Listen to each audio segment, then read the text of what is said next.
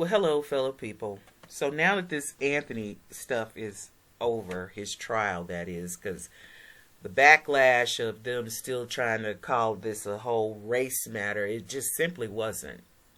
It simply wasn't. And I'm never going to call that kid by his first name because, number one, red flag, KARMELO, what a stupid-ass name, Mom and Dad. But then they're stupid because I just got to say this.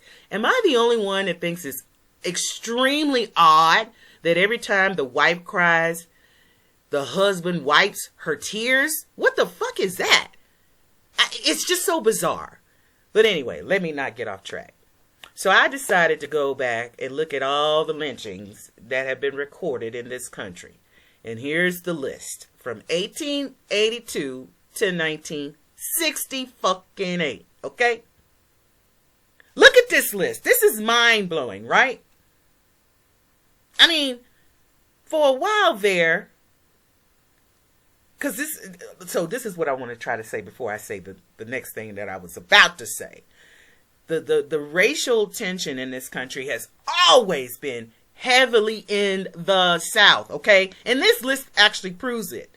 So here's the list of the white people that got lynched, because I keep trying to tell y'all's dumbasses, white people were also slaves in this country. And then here's the list of the black folks. Look at that. Arizona lynched 31 white men and zero black. California, 41 with 2 blacks. Colorado, 65 with 3. 65 men, white men, were lynched versus 3 black men. Delaware didn't lynch. Well, I'm sorry, I'm looking at that wrong. Delaware only lynched 1 black person. Where's another one? Idaho didn't lynch 1 black person, but they lynched 20 white men. That's wild. Iowa, they lynched 17 white men and 2 black men, okay? And then they got it by the year. And they still break it out by black and white. Because white people were getting lynched too. Look at this one. 160 in 1884 versus 51 black folks. Black men. I'm going to assume black men were the most ones getting lynched. You know, I don't think I ever read a story where a black woman was lynched. You know, so I looked this up too because Pam Grier, she was part of this. Your media, your celebrities, your politicians, they're all part of this because in order to make a nation weak, you have to keep it divided. And this is our biggest division. All of a sudden, it reinvented itself. And I know when it happened, but let me stay on track. So Pam Grier, remember when she was on The View and told that lie? That bitch was born in 1949. Now, I'm not going to say she didn't see anything in 1949 because she was a baby. I'm going to give her 10 years. So that would be 1959. She said, and I quote, her mom ran out so she wouldn't see the dead people hanging in a tree. Some shit she said like that. Well, in 1959, when she was 10 years old, only 1 black person in this country was lynched. Where was the one she was talking about? When you learn that media of yours is lying to you, I used to work in broadcast media, by the way, a job that I actually loved and was really fucking good at. You know why I left it? Because I discovered one day that we are lying to the public. And an omission is a lie.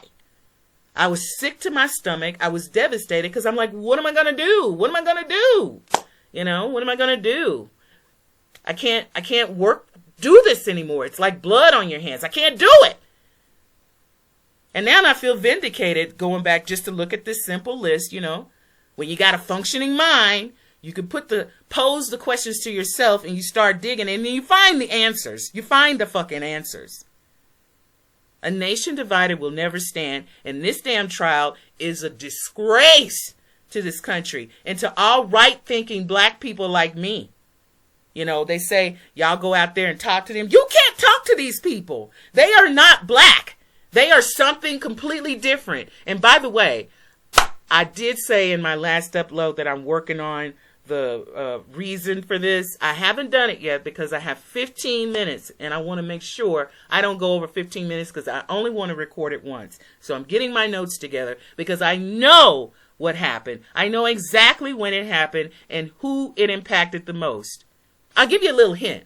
In 1985, I think the black population at that point, it was either 11.4 or 11.7%.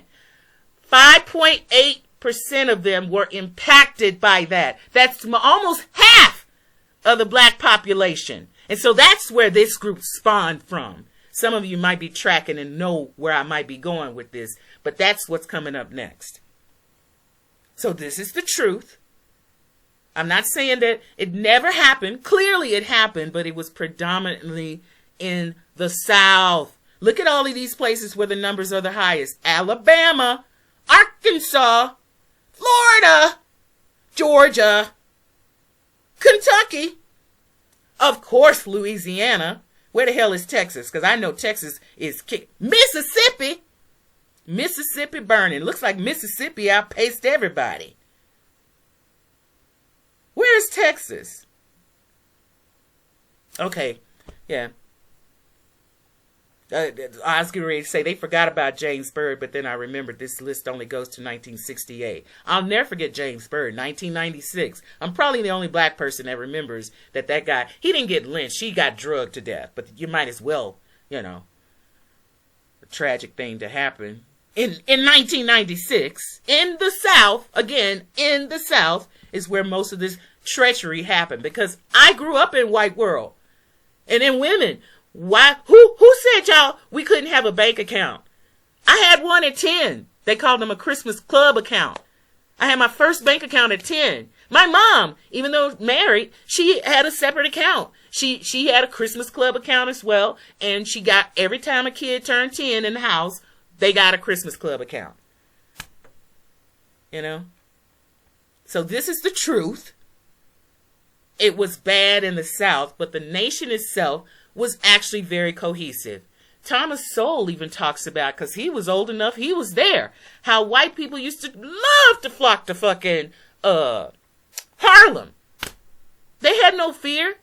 We were cohesively getting along. And maybe there was some segregation here and there, but for the most part, people were actually getting along. They were cohesively existing together. And I just watched, I'll say this and then I don't know, I hope I'm not over time. I just watched Matt Walsh do a report on the burning of the Black Wall Street. Boy, oh boy, oh boy. Did they leave out some truths to what happened there. Literally, you got to go watch that.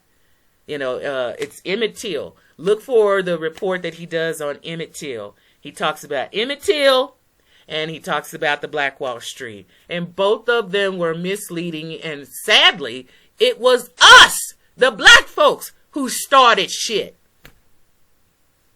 It's never the full truth. Like I'm going to show clip it at the end. Rosa Parks, another lie. The bitch had a car. She had a car. She had a fucking car, y'all. A seamstress who was touted to just be working so hard and just wanted to sit on the bus and didn't want to get up. They made you think that was her sole mode of transportation. She had a fucking nice car at that. She had a car. I mean, remember, in that clip, I'll show you where the first girl that they wanted to use, they decided not to because she was 15 and pregnant. That's still a bad thing, but it was definitely a bad thing then. They didn't want the look of a pregnancy out of wedlock girl, because she was only 15, a teenage pregnancy. It was rare back in those days for that to happen, because when I was coming up, 85% of black folks were actually married. A handful of them. I remember, let's see, 2 single dads. One had all girls, one had all boys. 2 single moms. Dana's mom and then Valerie's mom. 4 families that were single. But it's funny. The Valerie's mom, She only had 2 kids. They were good. They stayed out of trouble. But Dana's kids, her youngest and her middle son, trouble. She couldn't handle them. And even Dana, she was a little on the fast tail side. She was a barely could be a friend. Barely could be a friend. And she was also a few years older than me. But then the other 2, the boys, the single dads that had all the boys, those boys were straight and narrow. They big as a house too. Big corn-fed boys. You know, big solid boys. He was running that household like a tight ship. And then the one that had the 4 girls ran that house like a tight ship. Single fathers do it better. I saw it. Didn't know I'd need to remember that later on. But single fathers raise better children than single mothers. I had 2 single mothers, but one of them had kids that were a little on the edge and a little bit troublesome. But they were nowhere near the teen takeover kids we see today. That's what I'm saying. The hood wasn't like the hood is now. The hood is total chaos now. And they think it's normal. That's because it's nothing but a bunch of women and fucking kids. And the women today are so busy chasing the men that they fucking hate so much. They talk so much shit about men, but they're always out there hoeing around, you know. And I saw a cop cam the other day where the girl is upset that the woman is bringing another man into the house that they don't agree on. She's got 6 fucking kids there. The oldest one is almost 20, and then the youngest one is like 3, and here she is about to get up with another guy that the kids clearly don't like. They put these strange men ahead of their own children now. And that's what I mean. These black folks today, they're not black. They're a whole other species with the same hue. They're not black. I'm offended that they get lumped in with me. Anyway, pretty wild when you think about it, ain't it? In Oklahoma, look at that. A Bible Belt. They killed lynched 82 white men versus 40 black men. Oregon, 20 white men versus 1 black man. That's what I mean. It's all the South. Look at that. There's another one. South Carolina, Tennessee, you know.